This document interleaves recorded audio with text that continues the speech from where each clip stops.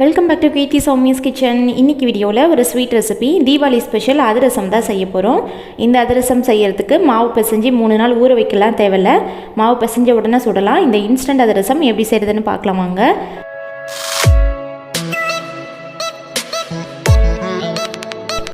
First இந்த அதிரசம் செய்யறதுக்கு வெள்ளை பாகு கரைச்சிக்கலாம். நான் ஒரு ஸ்டவ் ஆன் பண்ணி பாத்திரம் வச்சுருக்கேன். இதில் இந்த கப்பில் 2 கப் அளவுக்கு வெல்லம் எடுத்துக்கிறேன். இதில் அதே கப்பில் 1 கப் தண்ணி, 2 ஏலக்காய் தட்டி போட்டுட்டு இதில் ஒரு 1/2 டீஸ்பூன் சுக்கு அதையும் தட்டி போட்டுக்கிறேன். நீங்கள் ஏலக்காய் பொடி சுக்கு பொடி இருந்தாலும் அதுவும் சேர்த்துக்கலாம். லோ ஃப்ளேமில் வச்சுட்டு இதை ஸ்பூன் வச்சு மிக்ஸ் பண்ணி விட்டோம்னா வெல்லம் நல்லா கரைஞ்சிரும். எல்லா வெல்லமும் நல்லா கரைஞ்சதுக்கப்புறமா இன்னொரு பாத்திரத்தில் இதை ஃபில்ட்ரு பண்ணி விட்டுக்கலாம். பாகு வெல்லமாக இருந்துச்சுன்னா நம்ம அப்படியே கொதிக்க வச்சுக்கலாம். இது மண்டை வெல்லங்கிறதுனால சின்ன சின்ன கல் மண்ணெலாம் இருக்கும், அதனால் ஃபில்ட்ரு பண்ணிக்கோங்க. இப்போது ஃப்ளேமை மீடியமில் வச்சுட்டு ஒரு 3 to 4 மினிட்ஸ் இதை நல்லா கொதிக்க வச்சுக்கலாம். இந்த மாதிரி வெல்லம் நல்லா கொதித்து அதோட ஸ்மெல்லு வரும். பொங்கி வந்ததுக்கப்புறமா ஒரு தட்டில் தண்ணி வச்சுருக்கேன். இதிலேருந்து கொஞ்சமாக பாகு எடுத்து விட்டோன்னா இந்த மாதிரி கையில் சேர்க்கறதுக்கு வரணும். தண்ணியில் கரைஞ்சி போகாமல் இருந்துச்சுன்னா போதும் இன்ஸ்டன்ட் அதிரசத்துக்கு. இன்னும் ரொம்ப பாகு கெட்டியாயிருச்சு அப்படின்னா ரொம்ப திக்காயிரும், கல் மாதிரி இருக்கும் அதிரசம். அதனால் இந்த கன்சிஸ்டன்சி இருக்கும்போது கொஞ்சம் கொஞ்சமாக மாவு சேர்த்துக்கலாம். நான் 2 கப் வெல்லம் எடுத்தேன்ல, அதுக்கு 2 கப் அரிசி மாவு சேர்த்துக்கிறேன். அதுவே கரெக்டாக இருக்கும். மாவு போட போட இந்த மாதிரி நல்லா மிக்ஸ் பண்ணி விட்டுக்கலாம். அவ்வளோதான், இந்த அளவுக்கு கொஞ்சம் திக்காக இருந்தால் போதும்.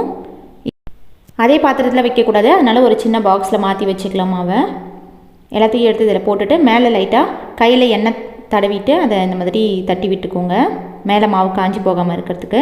இப்போ இது ஒரு 1/2 மணி நேரம் அப்படியே இருக்கட்டும்.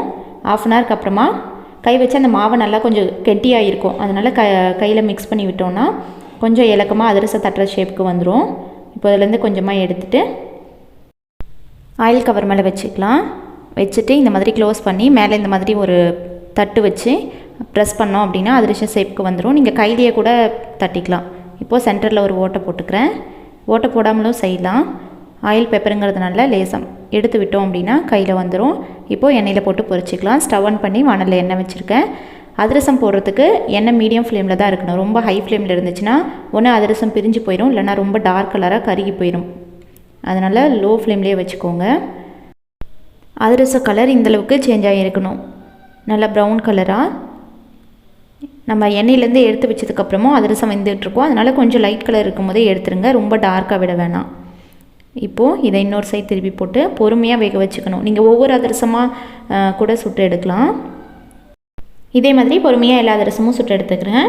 அதிரசம் எண்ணெயிலேருந்து எடுத்த உடனே மேலே கொஞ்சம் கிறிஸ்பியாக இருக்கிற மாதிரி தான் இருக்கும். நம்ம பாக்ஸில் போட்டு நெக்ஸ்ட் டே வச்சுருந்து சாப்பிட்டோம் அப்படின்னா நல்லா மேலே சாஃப்டாயிரும்.